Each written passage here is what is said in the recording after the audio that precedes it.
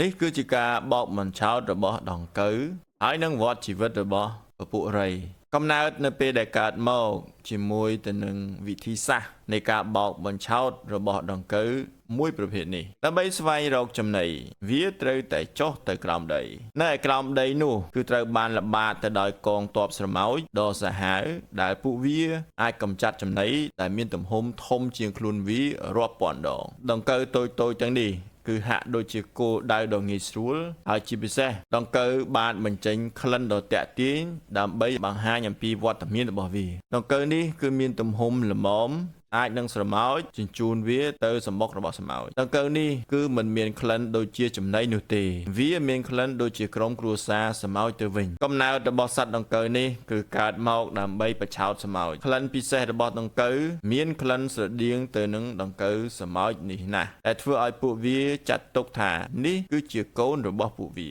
តាមរយៈការបន្លំខ្លួនរបស់ដង្កូវវាគឺកំពុងតែបំភាន់ពពួកស្រមោចទាំងអស់នេះហើយសំខាន់បំផុតស្រមោចទាំងមូលយល់ច្រឡំថានេះគឺជាមេវងរបស់ស្រមោចតែវាបង្ខំឲ្យកម្មករត្រូវតែថែរក្សាទៅតាមតម្រូវការរបស់វាខណៈពេលដែលវងស្រមោចទាំងមូលកំពុងតែការពារសម្អាតនិងចិញ្ចឹមដង្កូវនេះដោយគ្មានភាពស្ទាក់ស្ទើរហើយវាអាចបន្តល្បិចនេះបានរយៈពេល2ឆ្នាំនៅពេលដែលវាចាប់ផ្ដើមធំលូតលាស់មានទម្ងន់ធំជាងទំហំដើមរបស់វារហូតដល់100ដងដូច្នេះវាលែងមានក្លិនដូចជាកូនស្រមោចទៀតហើយនេះគឺជាពេលដែលវាត្រូវចេញទៅក្រៅឲ្យបានលឿនបំផុតតាមដែលអាចធ្វើទៅបានទីបំផុតប្រភេទមេអំបៅពណ៌ខៀវនេះក៏បានរត់រួចអំពីសំមុខស្រមោចទៅនេះគឺជាប្រភេទពពួកសត្វរៃដែលសត្វនីមួយៗកំពុងតែបំពេញបេសកកម្មដ៏សំខាន់ដើម្បីធានាដល់ការផ្ដល់ពូជទៅពពួករៃជំនាន់ក្រោយសភាវគតិគឺជំរុញឲ្យវងរៃទាំងអស់នេះឡើងទៅលើដើមឈើសត្វរៃជាច្រើនគឺបានធ្លាក់ចុះតាំងពីពេលចាប់ផ្ដើមដំបូងក៏ប៉ុន្តែរៃឈ្មោលមួយក្បាលនេះបានរកឃើញកន្លែងល្អមួយគឺដើមឈើខ្ពស់នេះគឺជាកន្លែងល្អដើម្បីធ្វើការផ្លាស់ប្ដូររូបរាងដ៏អស្ចារ្យរបស់វា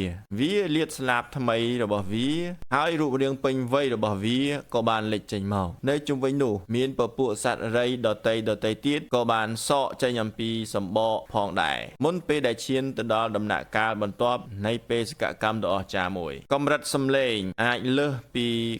96 decibelសម្រាប់សត្វរៃនេះគឺមិនមែនជារឿងដែលគួរឲ្យភ័យខ្លាចនោះទេតែវាគឺជាចម្រៀងមនោសញ្ចេតនាដោយសារតែមានរៃឈ្មោលច្រើនជាងរៃញីវាគឺមិនមែនងាយស្រួលនៅក្នុងការរកគូនោះទេរៃឈ្មោលជាច្រើនបានចូលរួមប្រកួតប្រជែងគ្នារៃឈ្មោលទាំងអស់គឺត្រូវតែដណ្ដើមរៃញីធ្វើជាគូរបស់វារាល់បទចម្រៀងស្នេហារបស់រៃឈ្មោលគឺត្រូវតែ